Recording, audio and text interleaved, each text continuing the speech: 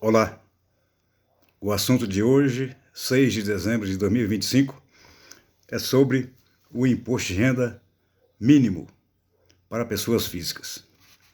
O IRPF-M foi criado pela Lei 15.270, publicada no Diário Oficial da União em 27 de novembro agora, com efeitos a partir de 1º de janeiro de 2026.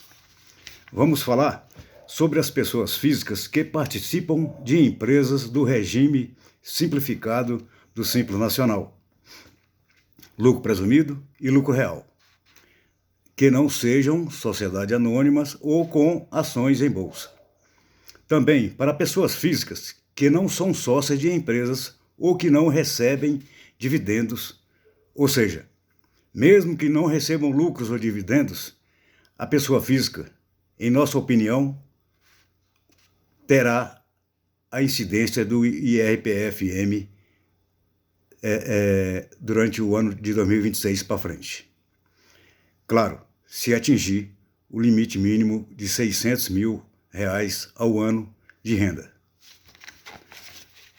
O imposto de renda, pessoa física mínimo, é um complemento do imposto para essas pessoas que recebem acima de R$600 mil por ano, somando os rendimentos tributáveis, isentos e tributados exclusivamente na fonte. Soma tudo durante o ano. Renda de prolabore, lucros e dividendos, aluguéis, rendimentos de aplicações financeiras, resultado da atividade rural, etc. Alguns dos rendimentos são excluídos dessa soma, como renda de poupança, adiantamentos de legítima, LCI, LCA, indenizações por danos materiais ou morais, ganhos de capital na alienação de imóveis, dentre outros, ok? Caso a soma anual desses rendimentos ultrapasse os R$600 mil, então você, pessoa física, estará sujeito ao IRPF-M, na sua declaração de ajuste anual do imposto de renda. Por exemplo, os rendimentos somados do ano de 2026 sejam de R$400 mil, R$500 mil ou R$600 mil, você estará isento do imposto de renda mínimo.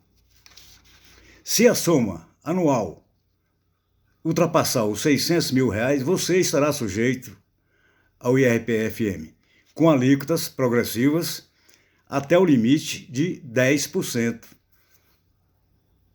para a soma desse anual que ultrapasse R$1.200.000. A soma foi de R$610 mil durante o ano. Você terá uma alíquota de IRPF-M de 0,17%, o que resultará no valor de R$1.017,67 de imposto mínimo, ok? A soma foi de R$900 mil. Você terá uma alíquota de 5%, o que resulta em R$45 mil de imposto mínimo na declaração anual. Mas, contudo, as retenções de imposto de renda na fonte que você teve durante o ano, pagamento de carnê-leão, deduções legais, despesas médicas, etc., permitidas na declaração de imposto de renda, serão compensadas e você poderá ficar isento de pagar o imposto de renda e até ter restituição. Então, não é lá tão apavorante o IRPF-M. A ideia é mesmo alcançar as grandes fortunas. Lembrando que, caso sua empresa ou as empresas de que você participa distribuem lucros a você e seus sócios, e todas as empresas assim o fazem, claro, exceto se tem prejuízo ou se a empresa possui débitos tributários exigíveis com a Fazenda Nacional, que não estejam parcelados ou garantidos. Caso possua esses débitos, a empresa não pode fazer distribuição de lucro, sob pena de multas para a empresa e para os sócios que poderão chegar até a 150% do valor distribuído. Outra observação é que, a partir de 1º de janeiro de 2026 agora, se você receber lucros ou dividendos acima de R$50 mil em um mês, de uma mesma pessoa jurídica, já incide o imposto de renda na fonte de 10% sobre o total recebido ou distribuído nesse mês. De uma única PJ, ok, mas na declaração de ajuste anual do seu imposto de renda, os rendimentos de todas as PJs serão somados para o limite anual de isenção dos R$600 mil.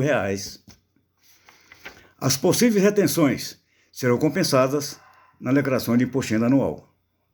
10% se em algum mês ultrapassou R$50 mil de lucro distribuído. Ok? Nós aqui na J Contas vamos tentar amenizar o possível IRPF-M de seus sócios, né? Pelo menos tentar evitar a cobrança desse imposto sobre os lucros acumulados existentes até 30 de setembro de 2025. A lei diz que os lucros distribuídos aos sócios até 31 de dezembro de 2025 ficam fora da tributação do IRPF mínimo. Mas não temos como aguardar a virada do ano para encerrar as demonstrações contábeis do ano de 2025, pois lucros distribuídos a partir de 1º de janeiro de 2026, mesmo que se refiram ao ano de 2025 para trás, sofrerão a incidência desse novo imposto. Para evitar essa tributação é que faremos as demonstrações contábeis extraordinárias com data de corte em 30 de setembro de 2025 e a distribuição aos sócios de 95% dos lucros acumulados até essa data. 95% é um percentual que achamos razoável em nosso planejamento, desde que não prejudique os índices de liquidez ou prejudique demais o patrimônio líquido da sociedade. Para algumas empresas não será necessário, para a maioria das empresas não será necessário a utilização desse meio, em decorrência do baixo valor em lucros acumulados. Cabe informar também que, para as empresas optantes pelo Simples Nacional, existe uma discrepância na Lei 15.270 de 2025, que criou o IRPF-M, dentre outras, que está prática e indevidamente suprimindo a Lei Complementar 123 de 2006, em seu artigo 14, que diz ser isento de imposto de renda todo e qualquer lucro distribuído a seus sócios, por essas empresas optando pelo Simples Nacional. Essa lei 123 de 2006, ela é superior a esta lei criada agora, a 15.270, e ela não foi alterada. Mas não podemos ficar esperando por alguma resolução ou normatização desse tema. O tempo é curto e precisamos agir, né? Para não correr riscos de ter uma carga tributária maior para a pessoa física. Para os nossos clientes em que seja necessário utilizar esse meio para diminuir essa carga tributária, enviaremos as demonstrações contábeis e a deliberação dos sócios para serem assinadas de forma eletrônica. Enviaremos até dia 31 de dezembro agora, 2025. E não cobraremos honorários extras por este trabalho. Ah, não pode ser assim.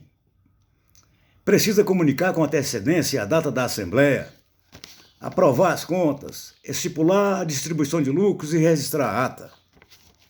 E eu digo, não é bem assim. A deliberação em Assembleia é obrigatória apenas se a empresa tiver mais de 10 sócios. Está lá no parágrafo 1º, artigo 1072 do Código Civil. Os sócios precisam se reunir e assinar. Ok. O artigo 1080 do Código Civil diz: o sócio poderá participar e votar à distância, em reunião ou em assembleia, nos termos do regulamento do órgão competente do Poder Executivo Federal, incluído pela Lei número 14.030 de 2020. Parágrafo único. A reunião ou a assembleia poderá ser realizada de forma digital, respeitados os direitos legalmente previstos de participação e de manifestação dos sócios e os demais requisitos regulamentares, incluído pela mesma Lei 14.030 de 2020. Não esquecendo que o que vamos fazer, havendo concordâncias dos sócios, é claro, de cada empresa, é uma tentativa de evitar uma carga tributária maior de imposto de renda na declaração anual de cada um desses sócios. No ano de 2027, ano calendário 2025. Lucros distribuídos a partir do ano que vem, não vai ter como fazer essa elisão, ok? Mas esses de 2025 para trás é possível, sim. As empresas que adotam o acordo de sócios deverão observar suas regras e até mesmo, caso necessário, revisá-las, para poder se adaptar ao que está sendo dito aqui. Até o final desse ano de 2025, o governo ainda vai fazer mais alterações na legislação. No ano que vem, em 2027, 2028, até 2033. Vão fazer ainda diversas regulamentações, instruções normativas, para poder chegar ao fim dessa complexa reforma tributária que está em andamento. Retornarei mais à frente sobre outros temas dessa reforma. Até e boa sorte.